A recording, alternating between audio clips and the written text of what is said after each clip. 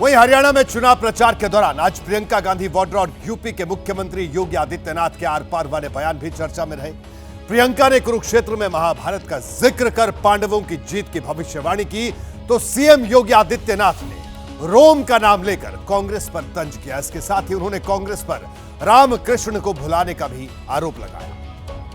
कहा ये कुरुक्षेत्र है, धर्म क्षेत्र है। यहाँ से दुनिया में सब धर्मों के बीच हमारे धर्म का संदेश यहीं से उभरा, यहीं से उठा। यहीं पे 5 पांडवों ने कौरवों की सैकड़ों की सेना को शिकस्त दिया। ये बदनसीब है कांग्रेसी लोग जो अपनी विरासत को ही भूल गए हैं। राम को ही इन्होंने भुला दिया है, कृष्ण को भुला दिया है। तो भगवान राम ने भी और भगवान कृष्ण ने भी इनकी तरफ से मुंह फेर लिया। जाओ जाओ अपनी दुर्गति को प्राप्त हो जाओ।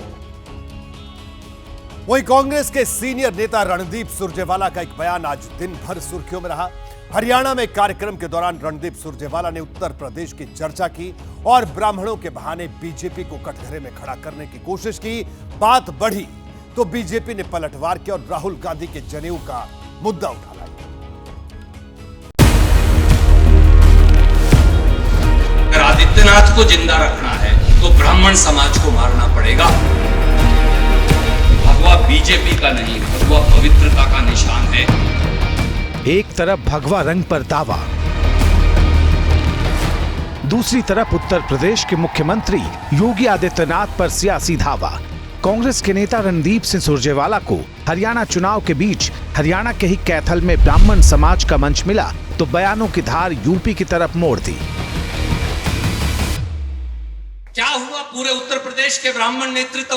कहां गया बीजेपी का पूरा उत्तर प्रदेश का ब्राह्मण नेतृत्व? एक एक व्यक्ति को चुन चुन कर आदित्यनाथ ने मारा। एक एक व्यक्ति को चुन चुन कर उनके नेतृत्व को समाप्त किया है। कैथल सीट से अपने कांग्रेस उम्मीदवार बेटे आदित्य सुरजेवाला के लिए वोट मांग रहे रणदीप सिंह सुरजेवाला यही नहीं रुके।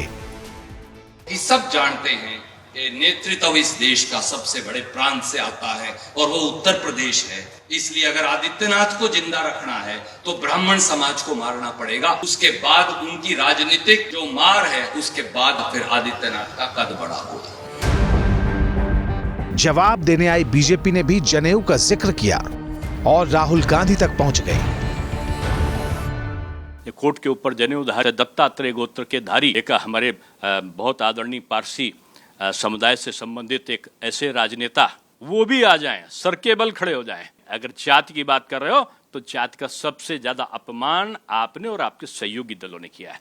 ब्राह्मण, हिंदू ये वोट के खातिर ये किसी भी कीमत पर अपने चेहरे को बदल सकते हैं गिरगिट से जाकर। बीजेपी ने जवाब तो दिया, लेकिन सवाल है कि रणदीप सिंह सुरजेवाला ने ब्राह्मणों को बीजेपी के हाथों पीड़ित क्यों बताया? वजह है हरियाणा का जातीय समीकरण। राज्य में ब्राह्मण वोटर 7.5% हैं, जो आबादी के हिसाब से चौथा सबसे बड़ा वोट बैंक है। लेकिन कांग्रेस सुरजेवाला के बयान को वोट से जोड़कर देखने को तैयार नहीं। 2 लोगों ने कब्जा कर रखा है भारतीय जनता पार्टी, बाकी सबको अप्रासंगिक करने की कोशिश अपनी ही पार्टी के भीतर। तो ये जो मुद्दा रणदीप सुरजेवाला जी ने उठाया बिल्कुल सही उठाया है। हर जाति के नेता, हर इलाके के नेता को आप अप्रासंगिक करते चले जा रहे हो। कांग्रेस की दलील चाहे जो हो, लेकिन जीत चुनाव का सबसे बड़ा सत्य है और ये सत्य साबित करना कांग्रेस के लिए जितनी बड़ी चुनौती हरियाणा में है, उतनी ही बड़ी चुनौती उस उत्तर प्रदेश में भी है, जहां के 10 विधानसभा सीट उपचुनाव की राह देख रहे हैं। जैसे ही घड़ी का काटा दोपहर 2:30 पे आए, बबीता जी का दिल सास बहू साजिश के लिए मचल जाए। और ये है इनकी बहू, पूरे दिन ऑफिस की टेंशन हो जाए गॉन जब ये करें अपना फेवरेट शो फ्री टाइम पे ऑन। इनकी तरह आप भी देखिए अपना फेवरेट शो अपने टाइम पर और डाउनलोड कीजिए एबीपी लाइव ऐप अपने स्मार्ट टीवी पर।